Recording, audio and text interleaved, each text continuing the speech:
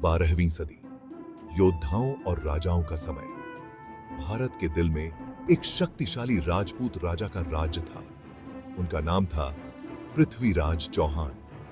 वो अपनी बहादुरी, शौर्य और अपनी प्रजा के प्रति समर्पण के लिए जाने जाते थे। उनकी महत्वाकांक्षा थी सभी राजपूत राज्यों को एकजुट करके एक शक्तिशाली साम्राज्य बनाना। दूर गौर के दुर्गम पहाड़ों में एक और महत्वाकांक्षी शासक मोहम्मद गोरी विजय के सपने देख रहा था। उसकी नजर भारत की दौलत पर थी। गोरी एक कुशल सैन्य रणनीतिकार, इतिहास में अपना नाम अमर करना चाहता था। उनकी महत्वाकांक्षाओं ने उन्हें आमने सामने ला खड़ा किया। एक ऐसी टक्कर जिसने भारत की किस्मत का फैसला करना था। पृथ्वीराज चौहान सिर्फ एक राजा नहीं थे, वो एक किंवदंती थे। अजमेर के चौहान वंश में जन्मे, उनमें अद्भुत साहस और सैन्य कौशल था। धनुष और बाण के साथ उनका कौशल अद्वितीय था। कहा जाता है कि वो सिर्फ आवाज सुनकर ही निशाना लगा सकते थे। उनकी प्रसिद्धि दूर दूर तक फैल गई। वो दिल्ली के शासक बने और उन्होंने अपने राज्य का विस्तार किया। पृथ्वीराज का शासनकाल राजपूतों के लिए एक स्वर्ण युग था। उन्होंने राजपूत राज्यों को एकजुट किया, जिससे किसी भी दुश्मन के खिलाफ एक दुर्जेय शक्ति का निर्माण हुआ। उनकी प्रजा उनसे प्यार करती थी। वो उन्हें अपना रक्षक, अपना नायक मानते थे। खैबर दर्रे के उस पार, आज के अफगानिस्तान की कठोर भूमि में एक और शक्ति का उदय हुआ। घोर का शासक मोहम्मद गोरी महत्वाकांक्षा और विजय की प्यास से प्रेरित था। उसने भारत की समृद्धि के किस्से सुने थे। वो उन्हें पाने के लिए लालायित था। गोरी एक शानदार सैन्य रणनीतिकार था। उसके पास एक शक्तिशाली सेना थी। इसे युद्ध कला में प्रशिक्षित किया गया था। उसने अपने साम्राज्य का विस्तार करना शुरू कर दिया। उसने फारस और मध्य एशिया के कुछ हिस्सों को जीत लिया।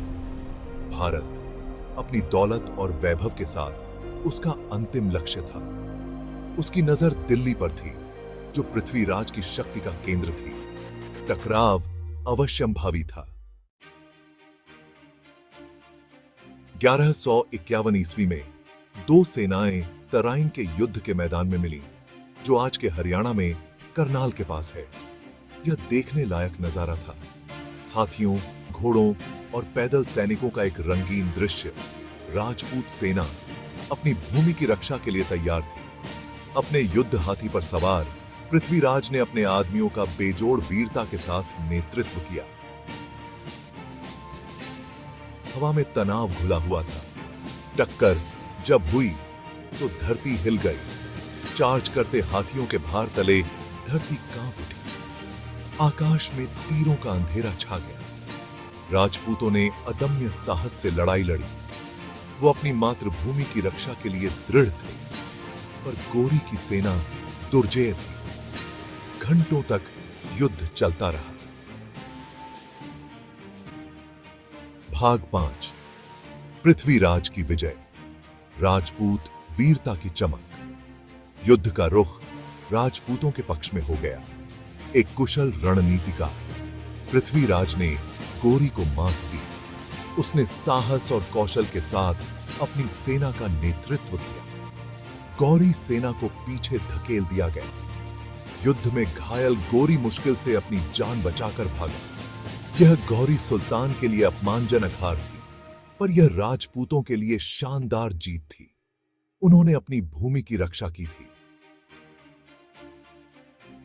पृथ्वीराज की किंवदंती और मजबूत हुई। वो राजपूत वीरता और प्रतिरोध का प्रतीक बन गए। भाग 6, तराइन का दूसरा युद्ध, गोरी का बदला। हालांकि गोरी हार स्वीकार करने वाला व्यक्ति नहीं था। वो घोर लौट आया। उसका अभिमान आहत हुआ, उसका दृढ़ संकल्प मजबूत हुआ। उसने अगला साल अपनी सेना के पुनर्निर्माण में बिताया। वो अपनी हार का बदला लेने के लिए दृढ़ था। वो तराइन लौटेगा, वो भारत को जीतेगा। 1192 ईस्वी में गोरी भारत वापस आया। वो तराइन पहुंचा जो उसके पिछले अपमान का स्थान था। इस बार वो तैयार होकर आया था। उसके पास नई रणनीति थी। उसने अपनी सेना को डिवीजनों में विभाजित किया। वो कई दिशाओं से राजपूतों पर हमला करेगा। इससे भ्रम पैदा होगा। इससे उनके रैंक टूटेंगे। भाग 7। पृथ्वीराज का पतन, विश्वासघात और हार। तराइन का दूसरा युद्ध भोर में शुरू हुआ। गौरी सेना ने अपनी नई रणनीति का उपयोग करते हुए राजपूतों पर चारों तरफ से हमला कर दिया। हालांकि इस अचानक हमले से राजपूत भौंचक्के रह गए। फिर भी उन्होंने बहादुरी से मुकाबला किया, पर वे संख्या में कम थे। उन्हें मात दी गई। पृथ्वीराज ने अपने सामान्य साहस से लड़ाई लड़ी, पर किस्मत को कुछ और ही मंजूर था। किंवदंती है कि पृथ्वीराज को उसके ही साले ने धोखा दिया था। उसे गोरी की सेना ने पकड़ लिया। अपने राजा को बंदी बनाए जाने से राजपूतों का मनोबल टूट गया। उनका प्रतिरोध चरमरा गया। गौरी सेना विजयी हुई। यह भारतीय इतिहास का एक महत्वपूर्ण मोड़ था। भाग 8। परिणाम। भारतीय इतिहास में एक महत्वपूर्ण मोड़। तराइन में हार ने भारत में इस्लामी शासन की शुरुआत को चिह्नित किया।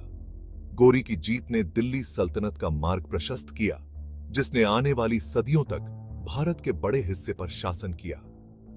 पृथ्वीराज का भाग्य रहस्य में डूबा हुआ है। कुछ वृत्तांतों में कहा गया है कि उन्हें गोरी ने मार डाला था। दूसरों का दावा है कि उन्हें अंधा कर दिया गया था और बाद में सुल्तान के खिलाफ विद्रोह करने के लिए मार डाला गया था। हालांकि उनकी कहानी प्रेरित करती रहती है। वो राजपूत बहादुरी और प्रतिरोध की भावना के प्रतीक बने हुए हैं। भाग 9।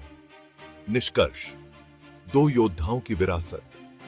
तराइन की लड़ाइयां सिर्फ सैन्य टकराव से कहीं बढ़कर थीं। वो संस्कृतियों, महत्वाकांक्षाओं और नियति का संघर्ष था। उन्होंने भारतीय इतिहास को आकार दिया।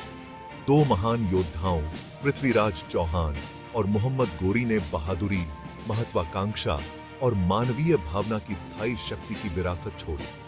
उनकी कहानी हमें आज भी रोमांचित करती है। यह हमें वीरता, विश्वासघात और मानवता की स्थायी भावना के समय की याद दिलाती है। तराइन की लड़ाइयां इतिहास के पन्नों में दर्ज हैं, जो साहस की शक्ति, महत्वाकांक्षा के प्रभाव और दो असाधारण राजाओं की स्थायी विरासत का प्रमाण